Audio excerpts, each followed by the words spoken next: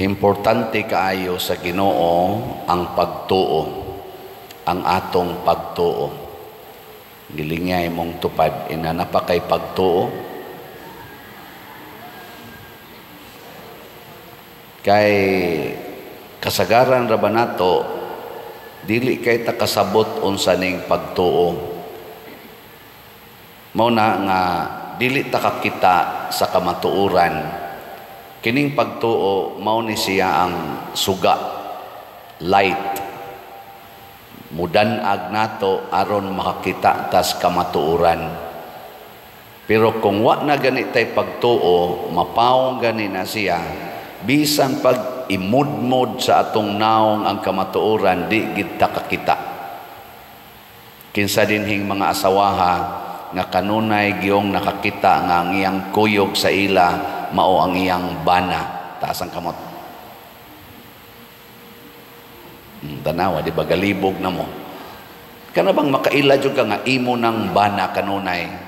Usahay ang imong ihingaan ana, animal, pistil, yawa ning dako. O ana, nalimot na ka nga imo ng bana. Kana bang matabunan lang dayon ta ba? Matabunan ta sa atong mga false judgment. Muna si Propeta Jeremias diri sa unang pagbasa, gipasulti siya sa Ginoo sa kamatuoran. Ang mga pari, mga propeta nga siging adtos templo, hastang mga tao nga magsigig adtos templo, kunuhay mituo, wa kadawat sa iyang gisulti nga kamatuoran. Pag humana hinonyag sulti nga ningon siya maggunob ning templuha kay sige mog simba dinhi pero ang inyong sala wa ninyo hununga, porti nilang laguta. Ingon sila buang-buang ka, gidakop na hinoon siya kay ilang patyon. Imbis nga motuo sila, patyo na noon. Ug daghan sa atong mga magtutuo nga nangamartir, sama nilang Pedro Calungsod, Lorenzo Ruiz, sa ilang pagsulti sa kamatuoran, namatay na hinoon sila. Gipatay. So ang tinuod ang tao nga naay pagtuo, dili mahadlok patyon. Sige, lingi ay mong tupad, inadi ka mahadlok patyon. Patyon ka ba? Naiusahay, patyon kas kaguol. Pananglitan, ang imong bana, mangabit, nya bisyoso kaayo, nya imo ra gid siyang higugmaon, kay nituo jud ka nga maunay imong bana, patyon kas kaguol Bana sad nituo ka nga imo gid ang asawa, nya siging panglaki, mabuntis pa gyud. Nya unsa man, mudawat ka nga imo gid ang asawa o imo nang isalikway. Patay jud kas kauaw, patay pa jud kas kasakit. Labi nag makaanak nagkaduha, katulo, nya lain-laing laki. Ingka isus pa diri, divorce ta. Divorce, mo rin ang gi-introduce dayon ang divorce. Aron usbo nato ang kamatuoran. Nasay uban, dili kadawat sa kamatuoran, nga babae siya, nya maibog siya sa iyang isig ka babae. Di siya kaantos ana, kay mamatay siya sa konsumisyon nga ingon dili pwedeng kaslon ang babae og babae o lalaki og lalaki. Ilisan dayon niya iyang genital organ basta naa siya kwarta, di ba? Ang iyang gamayng dughan kay laki man siya gustong mababae, iyang padakon ana nya masuko dayog tawgog sir. Kay magpamam na gid siya or magpamis, ana. Giilisan nato ang kamatuoran kay wa na tay pagtuo. Diri sad sa atong tubag sa Salmo, Ginoo diha sa imong dakong gugma, tubaga ako. Mo ni tuaw ni Propeta Jeremias, ay nindot kayo paminawon ang ikaduhang stansa, ambot og naminaw ba mo ato? Sanglit tungod kanimo giantos ko ang insulto ug ang kaulawan naglukop sa akong naong. Ang iyang naong ba napuno sa kauaw ug mga insulto tungod sa iyang pagtuos Ginoo. Niingon pa gani siya diri, nahimo ako nga usa ka sinalikway sa akong mga kaigsuonan. O tanawas Kristo, gisalikway sad sa iyang kaugalingong mga igsuon. Usa ka langyaw alang sa mga anak sa akong inahan. Stranger na hinoon siya sa iyang mga kaigsuonan. Tungod kay ang kasibot sa imong balay, nagaut-ut kanako. Kay ang akong gugma, ang akong dakong tinguha sa pag-atiman sa imong balay dinhi sa kalibutan, mao na hinooy ni ut-ut niya, ni kaon niya, murag anay ba? Kay sa sige manggunatong saksis kamatuoran, sigihan na hinoon tagdagmal sa atong mga kaigsuonan. Para gud anang dili ka magpa-color sa imong buhok. Unsa man, mugwapa ka o mubati sa matas mga tao. Tubag. Dili ka mangiski sa imong kilay, di ka mamadlis. Mugwapa ka o mubati. Bati, oy, bati kag naon.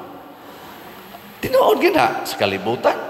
Bati ka niya, tamayon ka sa kalibutan. Mao na intaw ang atong mga kaigsuonan, malalaki magbababae, basta mabati na ganing naong, mugamit dayon sa mga butang sa kalibutan nga kunuhay mo panindot sa imong naong, pa-colors buhok, paputi aning atong kutis, pahamis aning naong, ana kay haron daygon sa kalibutan. Ang kalibutan, mga igsoon, mao'y number 1 nga bakakon. Bitaw, ang kalibutan, kusog kaining mamakak. Natanawa rong ato mga leaders, siging binakakay, hangtod na nag-away na lang sila, nagpinatyanay, purtigin nilang pamakak. Oh. Labi na din sa Pilipinas, sa ato mga political leaders, apil na sa mga church leaders, apil na ning nagwali. So, kabakakon. Lingay mong tupad, inadi kabakakon. Nawa jud ka mamakak. Mga bakakon kita sa tanan. Sige, suway saksi ang kamatuoran, isalikway gyud ka. Para karon ang kamatuoran nga pabaligyaon jud kog slat. Nawa di ba makadungog mo iniging na kog slat, moingon sa mo, naad-nasad. Mura bag imo dayong isalikway ba? Di ba? Pero congratulations sa nagpuyo sa kamatuoran nga ako kabahid ko sa simbahan. Kana bang ang kasing-kasing na puno sa gugma, zeal para sa simbahan. Congrats kay nagsigig imong balik-balik og palit og slot. Nga karon open na sa dakong GCash, 500,000 raman sa nikotob good. Dali kay mapuno. Nadaghan ni text nako, pader open na imong GCash, nako ngano man mamalit na sad mig slot. Sige, open na. Open sad ang atong YouTube. Ang atong YouTube sad kaning Padresiano Ubod. Salamat sa inyong pagsigig follow, kamong mga ni follow kada adlaw gyud kay ni dako-dako atong income pagka month of June, ni abot og 160,000. Pakpak. Padresiano Ubod ha, ayaw ng ubang channel mo isunda.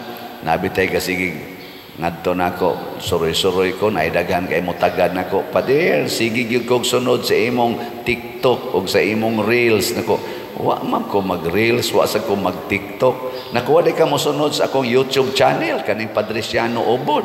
Siya, aw na, de na dia pader nako na. Nako kana mo isunda kay maka-income mi ana nya ma-official pasad ang inyong mga makita diha, official contact number, contact person, o ang account number. Nya ingon din siya nako, unsaon man pagtan-aw anak pader nako, tan-awa lang kanang 198 naman tingali ni pila naman ni atong YouTube karon na subscriber, murag 198,000 ang subscriber. Nako kanay unahang tan-aw Padresiano Ubod. Ako ning gisulti kay mao ni kamatuoran kay gamiton man usahay ang atong mga ngan. Nainingon ako, pader na nasay ni gamit sa imong ngan. Unya nagsolicit trabaho bahin sa imong slots. May gani kay aware na sad siya. Iya ko nung gitan-aw ang kanini ang birthday. Gibutangan man kuno dito ang birthday of year 2000. Nya lahi sad ang month is di man is Paderciano kay Paderciano November 24 man ni 1963. Di ba? Sakpan dayon niya. At least ba inyong i-investigate kay daghan kayong mga bakakon. Di magtugas tinuod.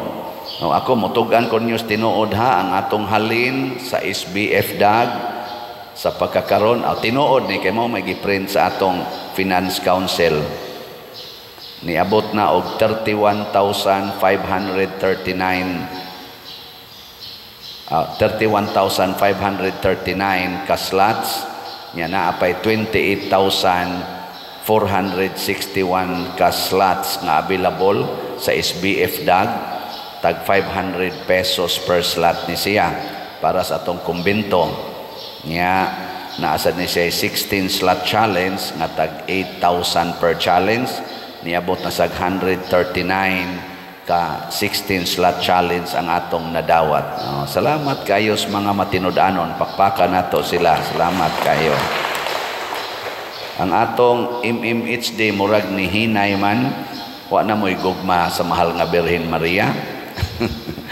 Ang mahal nga Birhen Maria sa Fatima, nag-awhag nato nga hutda nagpalit akong slot, no?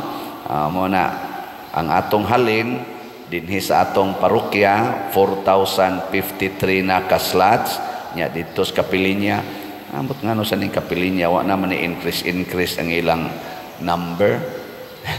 635 lang gyapon mga duha na ni kasimana way amot wa ba kay namalit itog slot oy taga Kapilinya. Sultihi mis tinuod ha basig way namalit diha di jukom tuong way namalit niya. Ang atong total 4,688 na ka slots ang halin. Naapay 1,312 ka slots nga available. Tag 1,000 pesos per slot. Niya naasa tani 20 slot challenge nga tag 20,000 per challenge na nasa 23 ka 20 slot challenge. Ato na sa ning pakpakan sila. Salamat kayo. Kini ako ning gisulti kay ngano man ang kamatuoran nagsulti nga may duna gid taon tay gugma sa simbahan. Ang simbahan mao gyud ang atong paminawon, mao'y atong sundon. Pero dili ang taga-simbahan mo'y atong sundon kanunay. Kaming mga pari i-check usa, i-fact check no ang among kinabuhi o ang among mga gipangsulti niya. Kung wa na gani masubay sa gisulti ni Kristo o sa kamatuoran nga gisulti ipasangyaw ni Kristo, wa na magsangyaw ang among kinabuhi o ang among mga pulong sa mga gisulti ni Kristo. Palihog remind us, sultihi may Padre murag wa na mahaom. Malipay bitaw ko na imoingon ako, Padre nganong sige pamangkag baligyag slot nga dugay naman kay na.